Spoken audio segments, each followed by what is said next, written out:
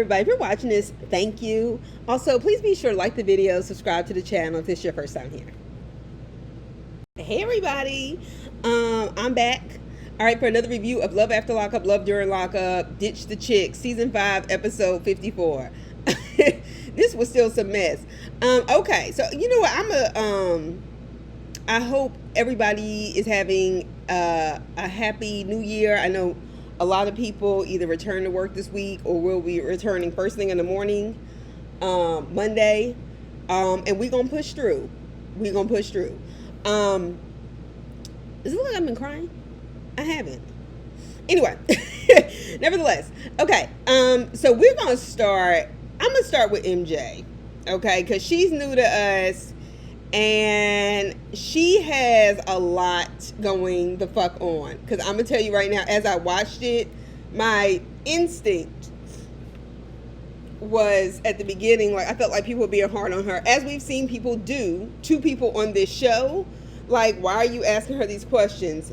But nevertheless, okay, so she's Tongan, which is a really small island in the Pacific Ocean, in that same area close to, you know, Australia, Philippines, like that Asiatic space, the southern Asiatic space. Anyway, but she grew up in Salt Lake City, but still very much involved in Tongan culture, which I don't know anything about. She's one of those people who rebelled against the strict culture in her family. I think that's the light. She's one of those people who rebelled against the strict culture in her family. There's nothing unique about that. Whether she had grown up in, you know, a very disciplined family, very religious family, just, you know, or just strict in terms of manners, in terms of times you get home. There's always a kid, at least, but usually several, that rebel against it. There's nothing unique about that. Anyway, she's hiking with her friend. That's some Cali shit. The only time I ever went camping was glamping with a friend, and you could tell how stressed out I was at UCLA to even go along with that shit in Joshua Tree. But anyway, it's not about me. All right, so her, apparently Willie, the guy that's in jail or prison, I'm not sure, his first cousin is married to her older sister. For me, that's already a little too close to home, but, I mean, this is the show we're dealing with, okay? And he says over the phone, you know, he really didn't look at MJ like that until he got divorced. And I was like, yeah, because now she probably seems ripe for the picking and really vulnerable. But okay, sir. Anyway, so she was married for 13 years to a man we eventually come to know as Ami, which is a nice name. Anyway, and she moved to San Francisco to kind of get away from everything, whatever.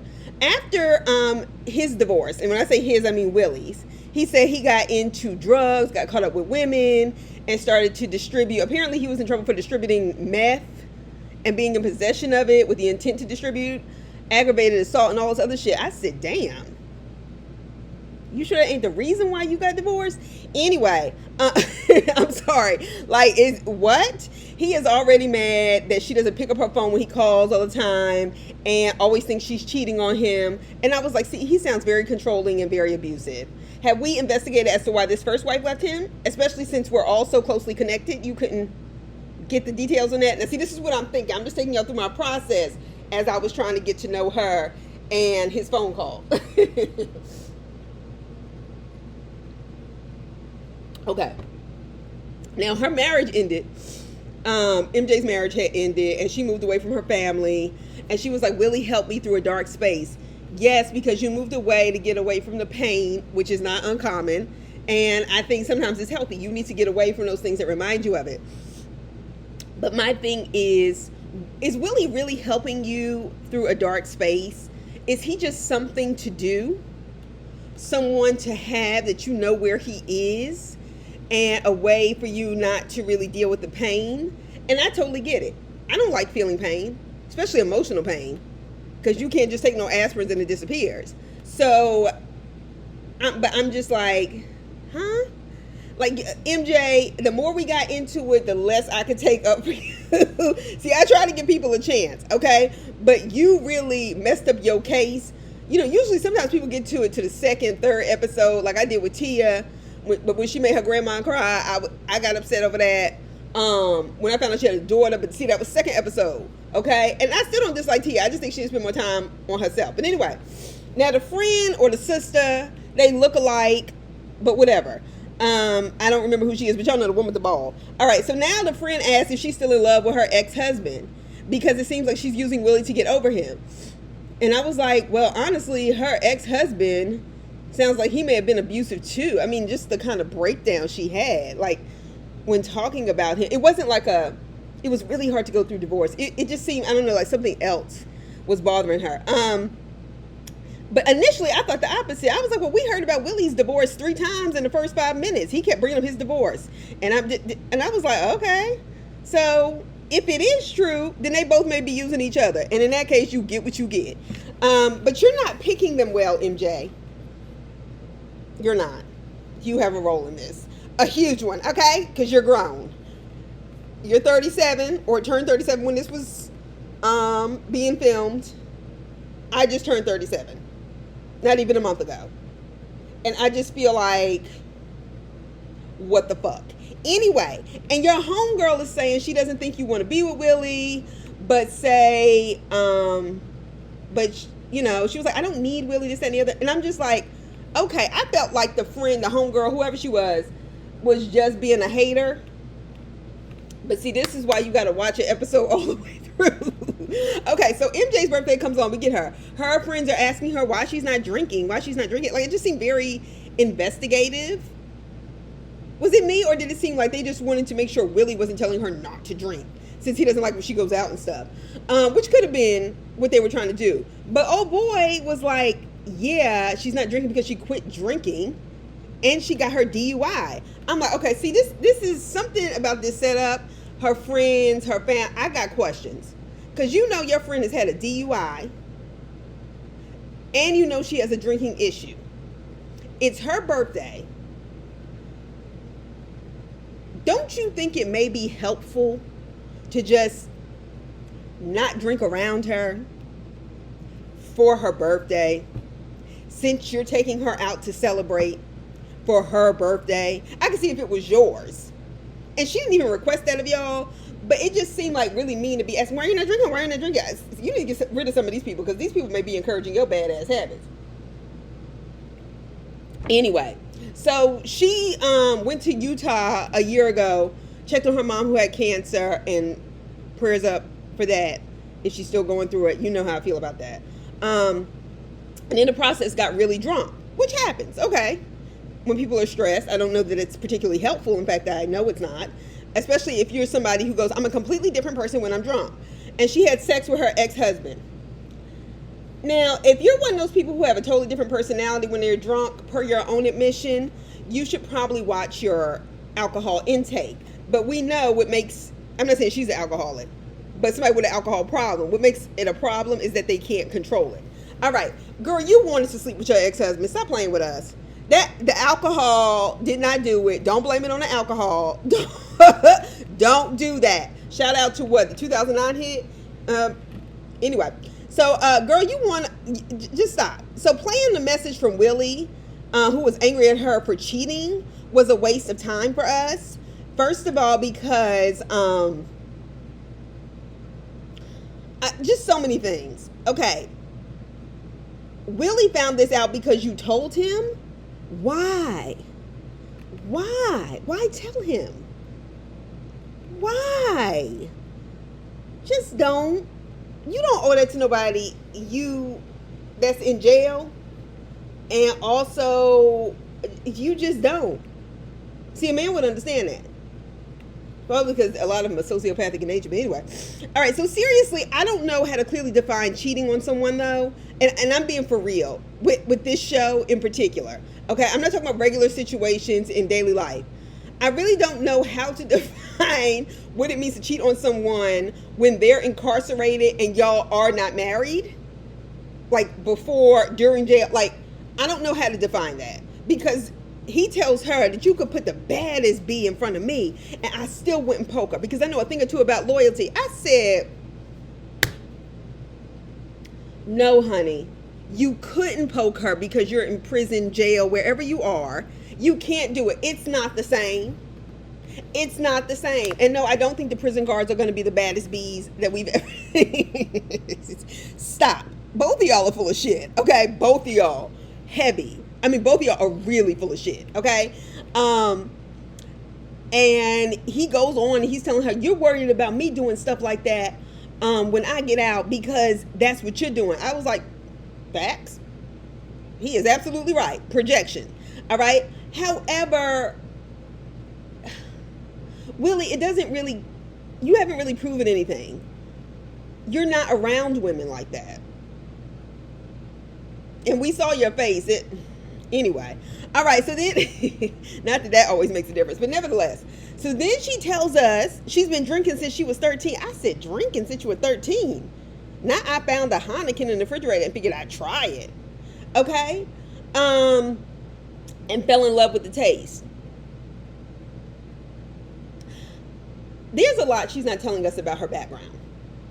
First of all, because we already know the state of Utah is full of white people. And of course, let's not even play this game. Overly white, like a lot of states.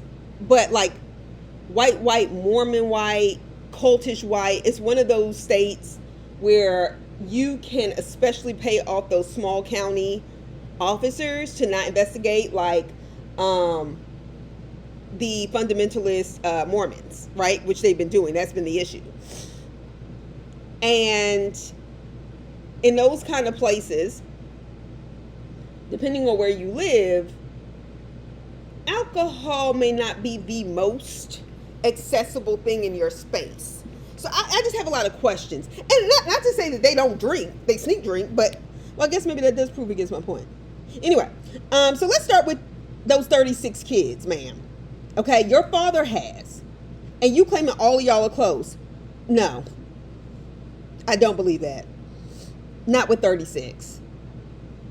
And I know all of y'all don't have the same goddamn mother. Okay? So something about that family picture, even with the faces blotted out, gave Mormon cult vibes. It didn't say the Mormon religion, but it gave Mormon cult vibes, especially in a place like Utah. So he seemed, the father, they, blurred out his face or whatever, he seemed to have on a priest sort of get up. He's probably one of those people who is religious for whatever religion they practice. And they can't talk about sex and body parts and stuff. Meanwhile, he has multiple wives and engages in multiple sexual relationships, which is why he has 36 kids that we know of. And it's cult-like, right? So whereas he has 36 kids, I bet you the women he's with don't. Well, probably because they can't. But also because he gets to do what he wants to do. I wouldn't be surprised. And I know this is about to sound bad. I'm not saying this is the case. But I am saying something about her background. I wouldn't be surprised to find out if she had been molested or, seriously harmed as a kid and look for something to drown the trauma, thus alcohol at 13, that you were drinking regularly. For a 13-year-old to have access to alcohol to a point where she's drinking regularly, it says to me that there has to be a great form of neglect. And neglect, whether that means not hiding the alcohol, nobody noticing, or nobody caring enough because they know she's been harmed and we ignore that over here. So that's why I'm like, just her behavior, her sort of crash out behavior, it's something she's not telling us. We shall see. But it just gives me also, for her to be drinking since she was 13-year-old, it was giving, we present one way as a family, like we're all close, we're all in sync, but we live another way. And you better not ever say anything in public about this shit to make my narcissistic, psychopathic like behavior exposed. And after all these years, she's still scared, and that may be why she's behaving the way she's behaving, like there is no tomorrow. That's just my take on it. All right. So, let's get Sam and Crystal. Okay. Sam and Crystal. Sam, hang it up. Hang up. Hang it up them cowboy boots. Hang up the cowboy hat. Don't even play Cowboy Carter on the way back to Oregon. Just, baby. No. It's not going to work. She's a user. It's obvious. Yeah, Sam, baby, I'm sure there is somebody else willing to marry you and be with you. Okay, that's just the way it works. Okay, there are enough people in. Never mind, I'm not going to get started on how the world is white people's oyster in that way, but just chill the fuck out, okay? All right, so can we please address the fact that she is chastising him? Crystal is chastising Sam, working Sam, who provides for her, sends her money while she's in jail or prison, you know. And she calls him, chastising him about him drinking too much and what was he doing, and about them being hungover, him and his friend, with 7 years left in prison, and her parole has not been approved. I'm like, who the hell do you think you are? And that's the kind of question that Sam should have asked immediately, because let me tell you something. Now, that would have been a fight for us to watch, okay, even if he was screaming in his phone. So Cameron, his African-American friend, had that smirk on his face like, what? Who are you talking to? Right? This is funny to him. I'm going to tell you that right now. But he knows it's crazy. So she starts telling us how she was raised by her mom and stepfather. They had a toxic relationship with drug use. Her grandmother stepped in and took over. And so that's basically what she has. Okay. I get that. I get that you were also involved in drugs. I get that.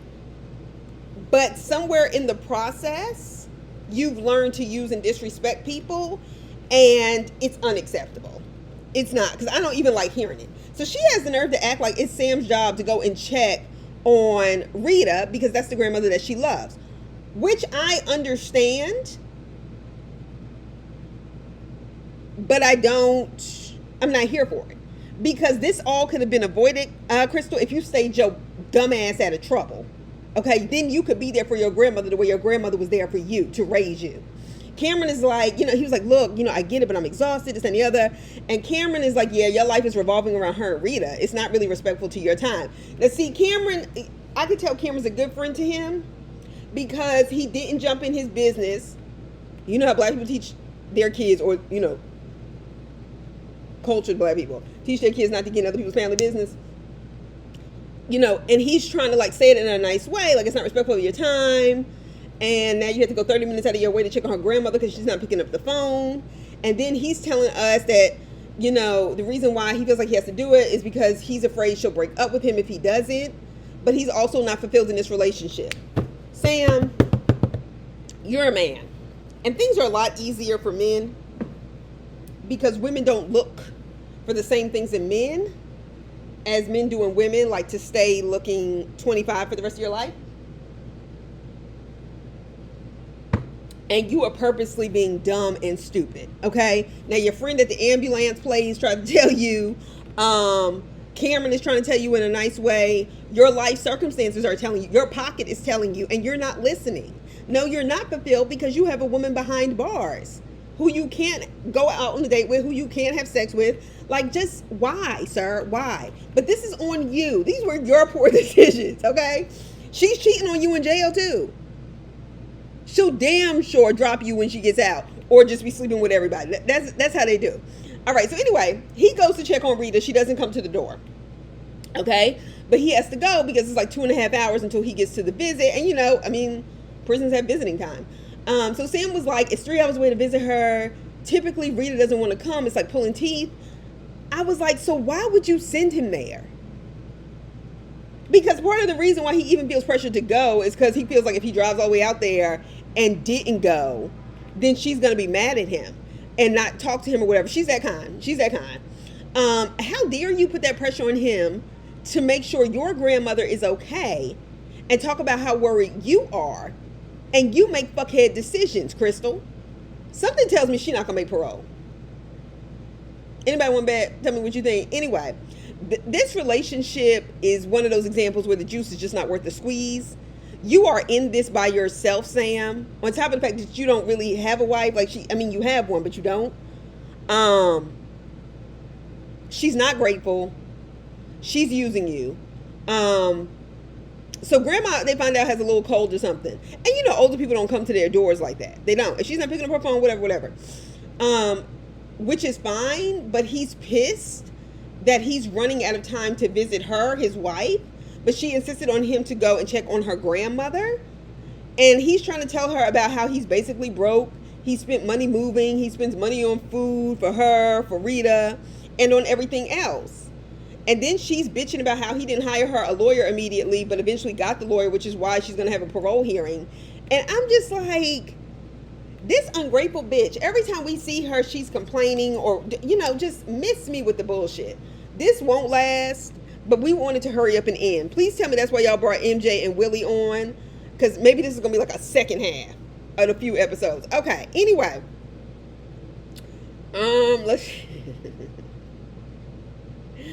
Savannah and Bradley. Bradley, whose name is spelled wrong. And somebody, I'm sure, will be like, oh, no, you can spell it any way you want. You can do lots of things any way you want. But Bradley is a regular English name, okay? And Bradley should be spelled Bardley. The fact that his name is spelled Brad, Ly, should already tell you that's somebody you don't need to be dating. But Savannah ain't no better. Anyway, she's literally in their theater room trying on a fake ass, and he told her he was going to pay for her butt, but he's telling us essentially that he was lying, even though we already knew, because where the hell was he going to get that money from straight out of jail unless he went right back to his same old habits. She said she doesn't care. She pulls out a wedding dress. I was like, what the hell? Pulls out a wedding dress and says she wants to have a white trash wedding. And he has more sense, clearly, than she does. He was like, you want me to spend thousands of dollars on your body, but not on a wedding? What sense would that make? She's white trash. That's what sense it makes. So he says, he makes it very clear to us via WeTV that they are not engaged. She is bringing that up to him regularly. But this thing... his thing is it needs to be about stability for him, getting a job, getting things together, and he's moving as slowly as possible. In other words, he got other chicks. Moving on, she is a mess. And I have not forgotten that fucking slave plantation that she's living on. It does not sit well with me. And I want this relationship to end because I don't want to see them no more. Okay? Damn sure not where my ancestors are buried underneath the grass. Anyway, so her dumb... Oh, no. His sister was apparently her good friend, but they got into a fight. He's discouraging them talking to each other, so on and so forth. And I was like, dang, like, if this ain't a chick you gonna marry, I don't understand why you dogging your family out to her. Like, I just don't. But anyway, but her dumb, crazy ass goes to meet up with Alyssa at the furniture store, okay? Apparently, she insists on having this conversation with her. Alyssa was the one who helped her through her drug problem, who was there for her. That was her friend, okay? And she walks into the store and she's like, tells her that her brother is coming home in 18 days. Like, she basically has a countdown. And they're going furniture shopping. I'm not exactly sure why. I couldn't remember. I'm really confused. I'm also really confused about how Savannah and her family is getting their money. It's not adding up. It's, the grandma, then the mom who counsels people before they go into jail, and then Savannah who works on a golf course. Like, I don't understand how you've had to send your daughter to rehab and all this other shit, and you got all this money for this big ass house. It's not adding up to me. It's giving, we might do selling of drugs backdoor, and that's how we built this. Okay? And miss me with the Thomas Jefferson house, the Monticello house, the slavery house, the rape house, the abusing our ancestors, which is the reason why they had the kind of wealth that they have now. By they, I mean just white people in general as a collective. Miss me, okay? Anyway, they give the most basic white bitch vibes, those two walking around their furniture store. So Savannah starts crying in the furniture store. In case we didn't have a scene before by having a big ass camera crew in there, we have one now, all right, with microphones. And tells Alyssa that she's been trying to create boundaries between them for her mental health. And Alyssa was confused and says, well, what did I do specifically that you wanted to create boundaries? I mean, like, you said that to me. And she goes, well, there's not one incident. And I said, first of all, there needs to be something that was the straw that broke the camel's back. Because saying you're creating these boundaries for your mental health doesn't make sense to me. Especially, and if it's for your mental health, what is it? Because if you're going to meet up with her to say, well, I haven't explained to her why, and I don't think that's fair. So in the process, you didn't deem it fair to tell her what she did to hurt you because you want some bullshit. All right. So anyway, so clearly there was tension. between them that had been building, because Alyssa just flipped the fuck out and was like, nobody has stood by you the way I have. Now, mind you, y'all know how I feel about people screaming in public and arguing with people in public. I think it is trait de classe. I think it is uncouth. You have an argument with somebody, you do it in private. You do it where other people are not going to win. I'm sorry. That shit I have gotten rid of many a friend for one fucking incident like that. I don't play that shit. And I shouldn't have to tell you. Okay? And anybody I gave a second chance to was one person, and she abided by it. Anyway. And that's why she was allowed to be my homegirl again. Anyway. Okay, so my sister said, you won't step one foot inside our house. And she goes, what the fuck are you talking about? Now, these were black people. They would have been, first of all, they would have known everything, so they would have been following them around the store to make sure they didn't steal any goddamn way. And Alyssa goes, are you kidding me? You asked him, does he love you or your grandmother more? And you wonder why our parents don't want anything to do with you? This is why. I said, well, see, Alyssa has brought clear examples. And I can believe that. Didn't she say that in another episode? Not about the grandmother, but about another part of his family. Do you love them or me more? And I'm just like, what kind of fucking question is that? What kind of choice is that? And some people may be like, oh, that's no big deal. It is a big deal. It's a big deal when you have a collective family unit and you believe in, sticking by your family, whether Bradley's abiding by that or not. Yeah, it's a big fucking deal. You never choose between your family like that. Or ask somebody to choose between you and their family. That's just me. That's what my mother taught me, and that's what I believe. So anyway, my sister said, you won't, anyway. So Alyssa starts screaming even louder at her and tells her she's sick. And she said she was trying to talk to her brother on the phone a few months ago, and she told her brother didn't want anything to do with her or his family. And I was like, you know what? I believe Alyssa.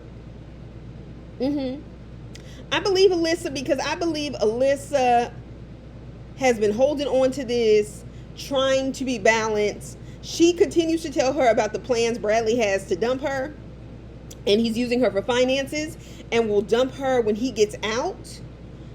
Honestly, he's been alluding to that to us via WeTV for some time. Now, their family may be messed up, but see, it's their family. Y'all aren't married or engaged, and he's not interested in that. Which may have been part of the reason why he didn't want you talking to his sister. Because he was afraid she'd have a moment like this and tell everything. At the end of the day, blood is thicker than water. I don't care whether they fight. Don't get in the middle of it. All right. So, Savannah, miss me. And you got that slave house. I just don't have any compassion for you. All right. So, anyway, Kate, Hunter, and Kaylee. This is such a shit show. And these are just the two we're getting. Which means these two wrote into this show for the reality TV part of it. I'm presuming that they don't really know about each other.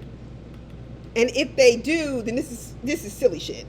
But I'm just saying, both of them wrote in to be on TV for this guy. It sounds like Hunter was a fan of the show. Okay?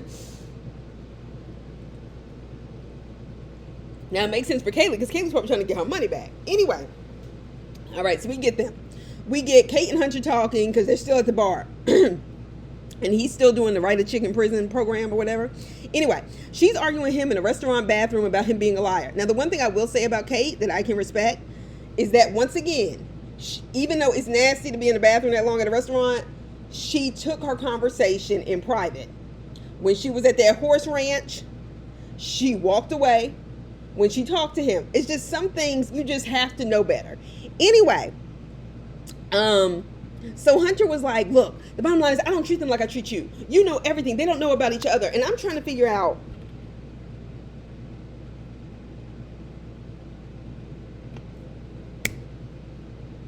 is that really more respectful? That you know that he's playing all these other chicks. So yeah, you know he has a pattern of doing it and is doing it. But isn't it really hurtful to actually know that he's doing it and then continues to do it? Like, I don't feel like that's something your friend, your homegirl could know, but not your girlfriend. Like, that's not a, what? And she's mad. She's mad at him for lying to her. Okay, first of all, everything about this, you started this trend, Kate. because you didn't want to give him money, which you didn't have to. But my thing is, you set up this whole apparatus and now want to play victim, and I'm not here for it. I'm just not. All right. So Hunter was like, anyway, they're going back and forth. He said that he said basically what we've all been saying. You had your hand in this. He's not lying. And you also gave him permission to do it. And that money gets good to you. And also then you get to meet all these other chicks. Now he may have done this on his own, but my thing is, he should have done it on his own. She helped this along, and now doesn't like the way it's turned out. All right, anyway, so he said it started out as just financial, and that there were only 2 chicks he was talking to, because she was asking about the time. I was like, maybe you didn't realize that meant you too. Oh my goodness. And he said he's coming home to her, and also the BS. And even though he said he's in love with her, he then tells us, via WeTV of course, him and Kaylee connect on a deeper level. He'll have both of y'all as long as y'all let him. And something tell me y'all gonna let him. Y'all gonna let him. Y'all gonna let him.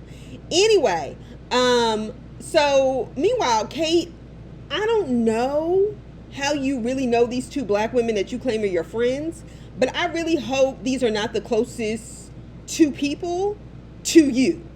All right, because they are having a good black laugh out of your bullshit. And I kind of thought that last week. I was like, they are really enjoying this.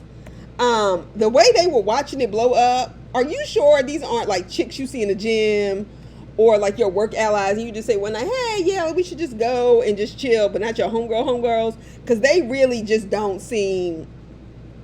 You're a joke.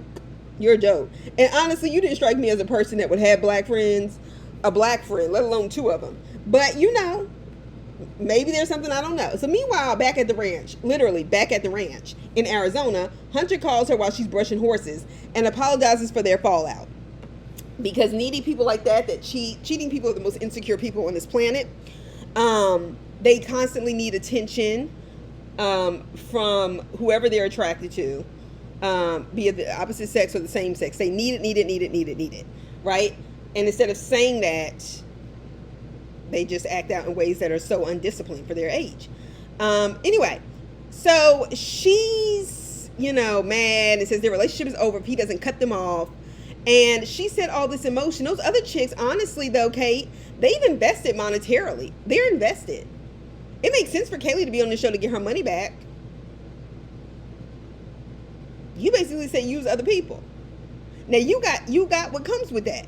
Anyway, so right after he has this apology conversation with Kate, just in case he needs somewhere to go when he get out, he calls Kaylee and tells her, and she tells him that today she went to go look at wedding dresses. I was like, girl, your so-called future husband can't contribute shit to this wedding. Okay? He's not even out yet. He's not accumulating any profit for you. He's going to spend it on sneakers in jail, as he has done. It's making you look crazy. Now, Kaylee, the one thing you have on your side is youth, and you might be able to look back at this and be very embarrassed, but we can chop it up to you being young and thinking this was cool and this, that, and the other, because you kind of give that, this is cool vibe. But, baby, where is your mother? Where is your father? Where are your aunties? Somebody need to sit you down. All right. Anyway, she said she couldn't find the dress, but she bought herself a ring. She bought herself a ring to be engaged to a man who's in jail. The ring was like $100. I'm not here to judge nobody in this fucked up economy with inflation, which is a recession, for how expensive their ring is. What I am saying is a man should buy the ring for you. A man should get on one knee and ask you to marry him. That is what a man is supposed to do. I'm not up for this new age bullshit and, women can do. Yeah, you can. But there's something very degrading, and I don't trust any man who can't do the basics. Yes, you should have a thoughtful proposal. You should be prepared to give me something that I want, not just something I need. And then I'm just carrying it to be able to say I have a boyfriend and a fuck buddy. If that's the case, I don't need no ring for that. Anyway, yeah, I'm not her. I'm not her. I'm not interested in lowering my standards. They were low in the 20s because we was all trying to figure out, but that's nevertheless, that's why I said I'm gonna give a little grace, but I wouldn't have bought myself no goddamn ring. Anyway, so Hunter is talking to us saying that he loves Kaye, but he's excited about marrying Kaylee. And I'm just like, okay, clearly you don't know what love is. I don't care what nobody says. You cannot be in love with two people. That is not how that works. Okay? Anybody who's ever really been in love knows that's not true. He tells her, well, look, they added 30 to 60 days to his time because, you know, he did that sexy video. And I was like, well, who? With her? Because I was like, you're not asking enough questions for me, Kaylee. But then I realized when she didn't flip out, it was because he was doing it with her. So she was already aware of what they had been doing. And he lost those privileges. And then she starts telling production she just needs to take a break from this. Now, she didn't tell production like she was serious, like, you know, the way Zaria would scream and tear everything up. But she goes in the room and starts crying about the extra time that we've known about for a minute. But she knows why he lost those privileges. Because she was there. And Kate was not. Now, this is one, I'm telling you, I don't know why this show won't give us a reunion. I think this is all just too crazy. You need too much security. All right. So that's all I got. But I'll see y'all later for Love and Marriage Huntsville. And I'll talk to y'all soon. Bye.